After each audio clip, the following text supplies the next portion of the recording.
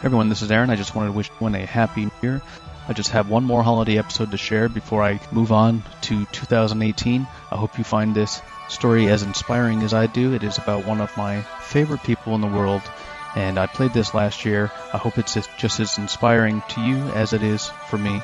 And I'm on the lookout for more inspiring stories. If you have one or know somebody who has one, I'd love to include it for maybe next year's holiday episode. Until then, please enjoy. Yelena, welcome to the E6S Methods podcast. Thank you, Aaron. Glad to be here. It is my very distinct pleasure to have you on. My listeners may know you by your first name because I have mentioned you before on some episodes. You stick in my memory as somebody very, very talented and very important, so I'm glad to have you on. Oh, thank you. Welcome to the E6S Methods podcast with Jacob and Aaron, your weekly dose of tips and tricks to achieve excellent performance in your business and career. Join us as we explore deeper into the practical worlds of Lean, Six Sigma, project management, and design thinking. In this episode number 153, we carry forward the holiday spirit with an inspiring story about a black belt, Yelena, from Russia to riches. Here we go. Yelena was only 5 years old when she left her birthplace in Uzbekistan for a better life in Russia. As Russian minorities in a primarily Uzbek country, her whole family uprooted to escape the overflow from the Osh riots as the USSR began to fall apart. What do you remember from that time? We moved from Uzbekistan in 92 and Soviet Union fell apart 89. I don't remember much about the Soviet Union falling apart. Just from stories from my parents, I know that a lot of people lost a lot of money overnight because of, the money lost its value and it changed kind of to a different currency. So I remember that my parents did not own a house or too much money for that problem to be a big problem for them. But I do remember that people, there was like suicides being committed because people lost all of their wealth and just a lot of problems like that. And the stores emptied out. Everybody was, in panic mode about what's going to happen next. But slowly the country recovered and established itself as its own country. But then, like you mentioned, the Osh riots began, and that was a conflict between the Uzbeks and Turks. Russians didn't have much to do with it except for the fear of being left in the middle of the riot or, being collateral damage of the riot. I remember living in Uzbekistan, and there were so many Russian people there that it felt like I was just living in Russia. Mm-hmm. In my schools, it was mostly white people, like, white Russians, going to hospitals, stores. When I talked to my parents about it, they mentioned that it was very segregated. So, Russians were the higher educated people, and, they lived in certain blocks of the city, and then Uzbeks were living separately. And a lot of that was also, for religious reasons. They had their own customs and we had our own, so everything was very separated. As far as the Osh riots, I think my parents were mainly concerned for our safety. There was houses being burned down, farms being burned down with people inside, and all of that put together just kind of put fear into them. And I remember our move being very sudden. It felt like, overnight we moved. A little bit about my family, too, at that time. My mom was pregnant, so she was on her 9th month, so you would think that they would either, wait for the baby to come or do it much earlier, but they did it, right away. So that's what makes me think, again, that it had to be done pretty quickly. And actually, we came to our new house on May 3rd, and my mom had the baby on May 12th, so she was very, very close, and they couldn't put it off. So I know that it was a sudden move. Do you remember how you traveled? Do you remember the trip? Yes, it was 4 days on the train, and back then there was no cell phones, really no phones for that matter, because the place we moved to in Russia was a smaller village. My dad went first because he was supposed to get a house and, take care of all that stuff. My mom had sent my dad a telegram about when we're coming. Well, my dad didn't get the telegram, so we came to a city by train. It was 4 days and 4 nights of travel. And my dad wasn't there to pick us up, so we had to find another train that goes closer to where we would end up. And that train wasn't even like a passenger train. It was a cargo train. So I remember sitting on bags with like hay inside of it. And, there was a couple of other places that we were able to sit at. So I remember that time, and I remember my mom was so upset because my dad didn't pick us up, but she didn't know that he didn't get the telegram. Right. So we came a little bit closer, and from there we hired a driver to drive us to our house. And, we were coming up on our house, and my dad was surprised to see us at that point. But I remember the journey being very hard. My grandma was with us. Otherwise, it would have been my mom and me and my sister. We were 6 and 7. So, and her being 9 months pregnant, I mean, I can't even imagine. They moved to a small village of less than 900 people, where Yelena's father half-jokingly feared his daughter's brightest futures were to become milkmaids at the government farm. Setting their sights on something more, Yelena and her family became America-bound. As we go through my story, it's amazing how much my parents have done for us, from Uzbekistan to Russia, and then again moving to U.S. with 5 bags, starting all over again. I mean, time after time, they've really done, or chosen to do the best for their children anyways. It was the fall of 1997, just 5 years after the official end of the Cold War era, when Yelena landed in the United States and began attending public school. She didn't know English. She was starting from scratch with language and culture. I was 11 years old. The U.S. had a program to help refugees migrate to the United States, and we weren't considered refugees at the time, but back in Soviet Union, we were discriminated, or the families were discriminated because they were Christians. So because of that time, that past history, we were able to be considered refugees. That's how we got our, ticket to U.S., basically. Under Soviet Union, they weren't allowed to have any religion. Especially Stalin cracked down on them, and they couldn't get into universities if they were proclaimed Christians. They couldn't really have really good jobs if they were openly Christian. They just basically believed that, hey, if people believe in God, then they can't be as well controlled as if they don't. You don't know English yet, right? Yeah. I mean, it was very limited, like table, cat, dog, single words here and there that I learned in school. I don't remember just being afraid about the language barrier. I just remember more about being afraid of, like, what are people going to think? I got to wear something that's, in. Sounds kind of shallow, but hey, I was an 11-year-old. She found it hard to make American friends, but luckily she was part of a small Russian community in the Berkshire Mountains of western Massachusetts. At first, I think to get more attention, I was more with the popular girls because, first Russian in school and all that stuff, but then slowly tapered off. And I remember just a couple of people that I was really friends with, and I wasn't really participating in any after-school activities or anything like that, not to begin with anyways. But I also remember there was a translator kind of assigned to me because they didn't have ESL classes back then, but it was this lady who spoke Polish, so she was, she could understand me, she could help me out. But I would get so upset that she was following me around because I was just like, I know what to do, and I don't need your help type of thing, but I really did need her help a lot. So I was pretty stubborn back then. No way. Yelena used to tell me of the depression she witnessed in Russia and how alcohol was one of the only things people could turn to occupy themselves during the cold winter months. This may be why she abstained from alcohol altogether. Unfortunately, just moving to America was not the key to her living the American dream. When she was still young, her family fell on some hardship, which left behind a fractured family unit that did not have the means to support itself. Young children, and a mother with no formal job experience. Yelena grew depressed herself and became overweight in her high school years. In many cases, she was still a public school outcast, a swan who had not yet discovered herself. But then one day, something happened, and she completely turned her life around. She decided to change and not be a victim. She took control over her diet, got involved in sports, varsity tennis, and excelled academically. I think the best thing that happened to me was that I did start playing sports. So I played, soccer, basketball, and tennis. And from that, I was able to find a lot more friends, have more fun in school as opposed to just studying. By the time I was in high school and graduating high school, I definitely considered myself an American, and I thought in English as opposed to Russian. She started a friendly competition between her and her older sister to outwin each other in life.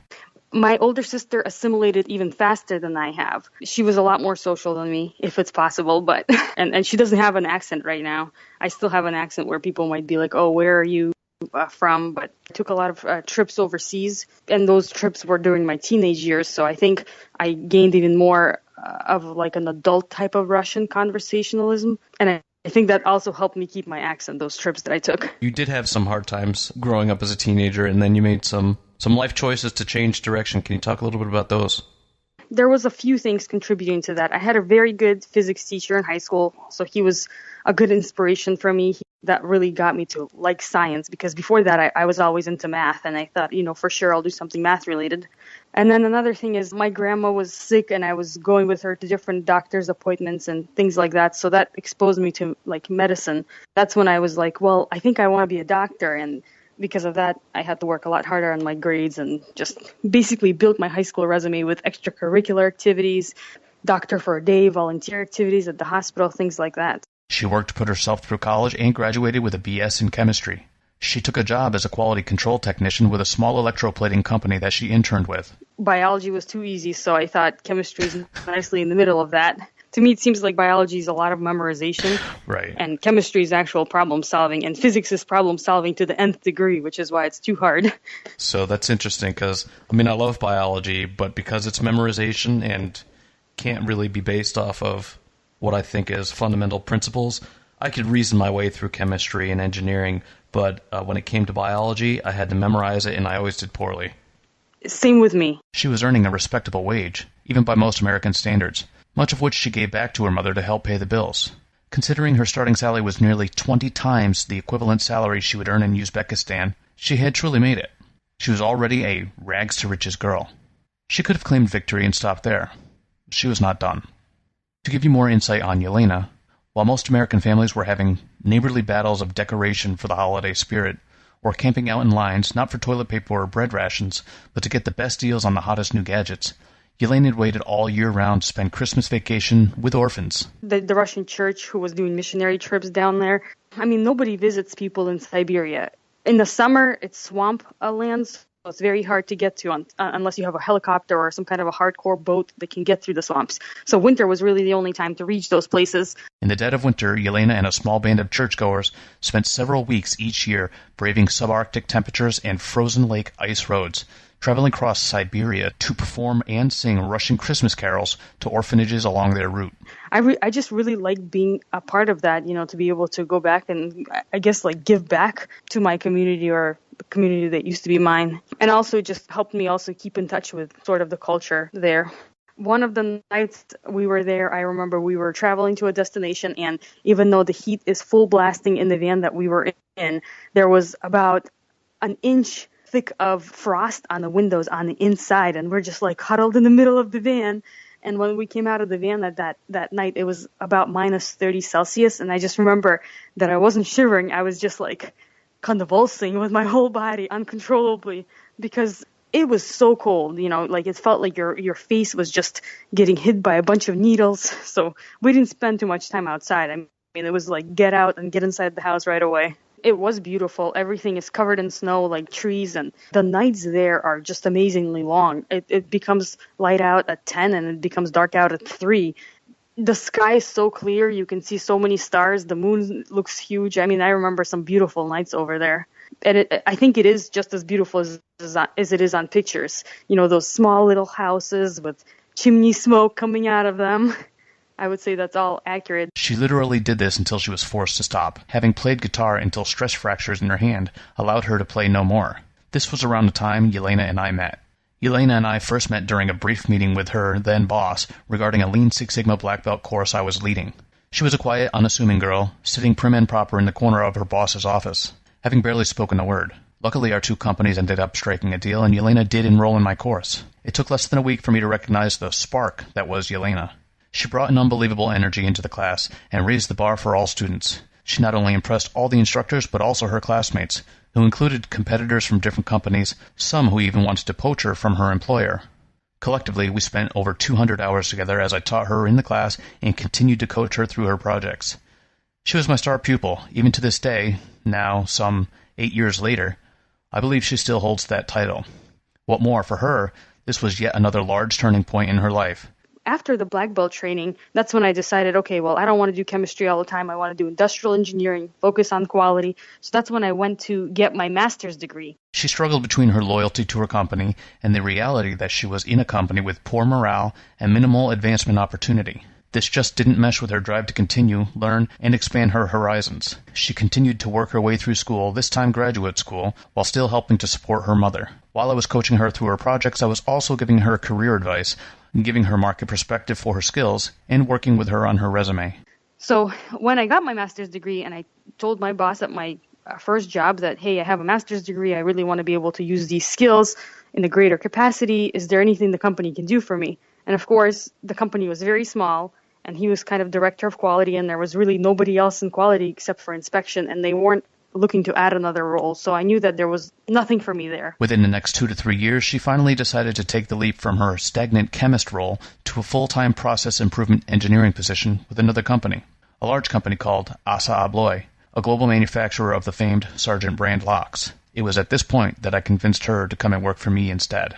It was a hard choice for her to make, but she had created a real clear vision of the future she wanted, and she recognized she could best realize that future if she came to work for me. The other job that I accepted was also in chemistry and also in electroplating. So you were really the only one who was offering me a way out of that and a way to start actually pursuing my next career goal. So it actually worked really well. It was very hard for me to leave. Like you said, I was very loyal. I felt like they gave me such a chance when they took me fresh out of college, and they exposed me to so many different things. But at the same time, I think they took advantage of me because I was very young and very motivated to work a lot and work hard. And also, I was always the intern there. Even though I became the chemist and I became the lab supervisor, people still looked at me as a person out of college, an intern, and I wasn't really getting a lot of respect there. And I think that would have followed me for a while. We worked closely together. I continued to work with her on her career, and she became my right hand for my most important technical projects. When we parted ways a couple years ago, I knew she would be the best legacy I could leave with my former company. "Where did you get this girl?" I would hear. I simply stated that I'd been scoping her out and coaching her for several years. They established a new technical key account manager department, and I moved into that department trying to help with their customer complaints, with their quality requests. And that was a very stressful job for me because I felt bad for the customers when we messed something up and there was customer complaints, and I couldn't leave it at work after I went home. I was still worried about it. I was still on my phone, on my computer. So I think that kind of wore me out a little bit, and I was very happy when I was presented with the opportunity to become a quality systems analyst. It's kind of the best of everything for me because I get to work with data. I do a lot of data analysis. I help people gather the data and figure out ways of solving businesses' problems. And I don't have to work with customers, which was the stressful part of my job. So, and those are when we're talking about those are probably some of the toughest customers to please in the world. They're on the cutting edge of all the technology for mostly semiconductors. So, and they're never happy, which means you're never happy. She and I still keep in touch, but her life is very much different than when we first met. She has forged her dream life with a man named Joel. They enjoy a comfortable home with a baby girl of their own, now 2, who are growing up all too quickly.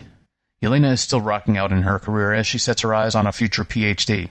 She also enjoys a new perspective on what she is worth, earning double what she was as a QC chemist, although I know she is still very thankful to the company that gave her her start. She also continued to add to her skills, this time in quality systems, and she continues to strengthen her network for whenever she chooses to go in a new direction. So this is all still part of my grand plan, where I wanted to work in industry, gain experience, and then while I work in the industry and gain experience, possibly get a PhD and then start being a professor. And by that time, I'm thinking I would have 20 years of industry and I would have a lot of personal experience, not just theories and book knowledge about quality and how it works. So I tried to expose myself to that, and an opportunity came up very randomly through LinkedIn for an adjunct position, and I accepted right away because, no matter how much they pay, I just really wanted to see how I would do in academia, teaching, if I would like it or not, is it worth pursuing it further? And let me tell you, I was not disappointed. And I think you have students who get excited about using a tool and they tell you, oh, I'm going to use it at my meeting next week. Mm-hmm. And it just gives you so much more energy to, just be like, oh, I'm going to teach you more, And we in my class, it was just an introduction. It was introduction to quality systems. So it was a very dry class about various different quality systems and quality gurus and a lot of history, while I think it's important, but it's not a lot of application. And I was just able to not just teach them about the quality guru, but also teach them how to utilize the skills and the tools that those quality gurus came up with. I really liked it, and I'm looking forward. I'm going to start teaching another class there in the winter, and that's going to be a Six Sigma class. So, it's going to be even better. So just so you know, you were that person in my class, that person who got excited about it and made it a lot easier to teach. Well, that's good. I'm happy because, Aaron, you can cut this out if you want to, but you basically paved my career for me because before that, I was a chemist, not really in love with chemistry, not knowing where I'm going to go next.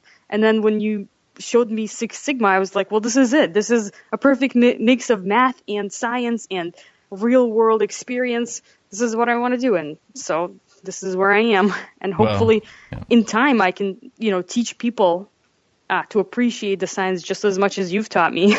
Yeah, I'm glad that I was there when the timing was right. But as you said, you've had a grand scheme on a grand plan for a long time, and you worked your butt off for it. So don't forget that. Well, thanks. Tell me about your first day being a professor. Well, I was, of course, very nervous about it because it's a Goodwin College.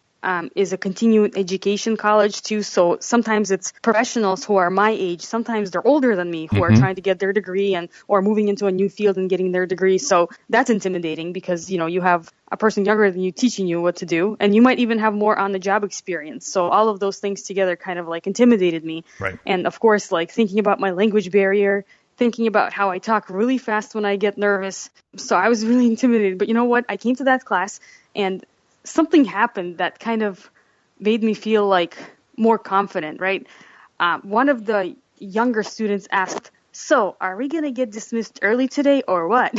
And I'm like, what? I was like, this is a joke. I was like, we'll see about that. This is the first class and you're starting with that. It was literally the first thing she said to me. And I was like, you know what? These are a bunch of immatures, and they're probably here to get a paper, and I'm going to make sure that they're here and they're going to get more than just a paper or diploma or a grade. Right. And I feel like during college, I was probably that person too. I was just there going through the motions to get my diploma. And I think that's the flaw in the education system, is because they teach so much theory and not so much how do you apply this theory to actual on-the-job tasks that you have to do, so that it's very disconnected. Then you have people graduating from college not knowing really what to do when they come to work. So, and I'll definitely echo that. My undergrad career, I squeaked by with a 2.7 GPA, and then after I got some experience, I was like, I'm going to go for my master's. My master's was like a 3.9. So I completely agree. You don't really know why you should work so hard. The reasons I worked so hard in high school were all gone. I was trying to impress my teachers. In college, I had no chance of impressing my teachers, so I couldn't find a good reason to work so hard, not until I figured out why I was working for me and my family. So I completely agree with that. So why are you working so hard?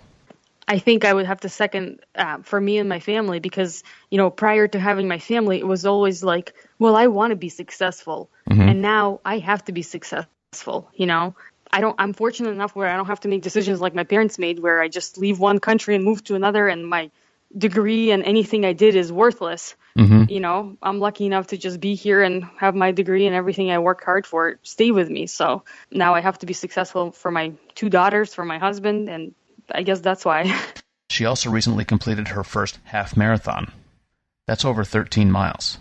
From the 11-year-old Russian girl who came to this country less than 20 years ago to a modern American woman, she made her success journey something extraordinary. I'm proud to have been, even if only temporarily, a spoke in the wheel of the vehicle that helped her along that journey. So, all right, looking back, now you've reached some level of maturity. You're not old. I'm old. You're not old. What advice would you give to your teenage self? I think the same advice I would give to myself now. I think sometimes I get caught up worrying what people will think, and that makes me be insecure in whatever I can do and just in myself. And I think especially during teenage years when, people are insecure about what they can do, insecure about their looks, I would just tell myself, don't worry about what people think. Just do your thing and be confident in it. I have to tell that to myself right now, too, especially, when I became a mother first time. That was a big problem. You just feel so insecure. You don't know what you're doing as a parent. And then even the second time you would think, well, you already had a child. But how do you handle 2 kids now? And I was so insecure for a while. In every single job move, I was very insecure about, how am I going to handle this? This is different. It's going to be hard. But I think just being and acting more confident helps you to actually perform better. I agree. So I just want the listeners to know that Yelena is going to be teaching a class that I had applied to teach. She got it, and I didn't. Well, that's because you were looking for a full-time position, I think. No. Oh, I never even got that far. I got an email from a guy. I replied once, and then I never heard from him again. You were overqualified.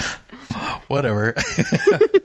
So I do expect that, one of your first assignments will be all your students have to subscribe to my podcast. I think. You know what? I mentioned your podcast in my first class too. And I was even going to do an assignment around it, but then I was like, you know what? This is too extreme for them. Yeah, no, but I was going to have them listen to one of them and then kind of like reflect on, like tying it back to the quality systems that we were learning about. So I did do a parody I did a song about the FMEA, and I put it on YouTube. So I am looking for people to create a video around it. So I would love it if people could contribute. Take it as a project? Absolutely. Make it a class project. You look it up on YouTube. It's the FMEA song. Right now it's just me singing and a bunch of words scrolling, but... That's awesome, because one of my favorite songs ever is the Minitab song.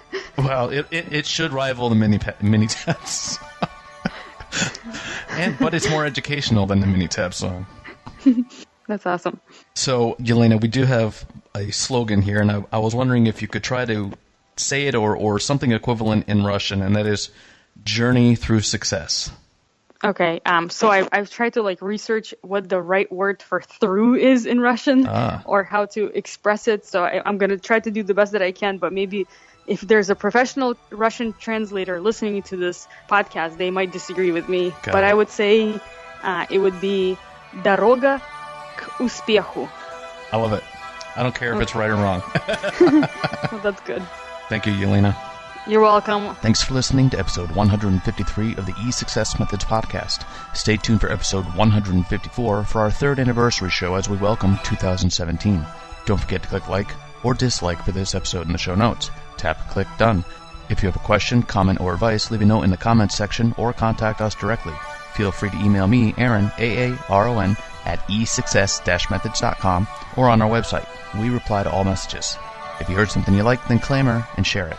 Don't forget you can find notes and graphics for all shows and more at www.e6s-methods.com. Дорога к успеху. If you're not climbing up, you're falling down.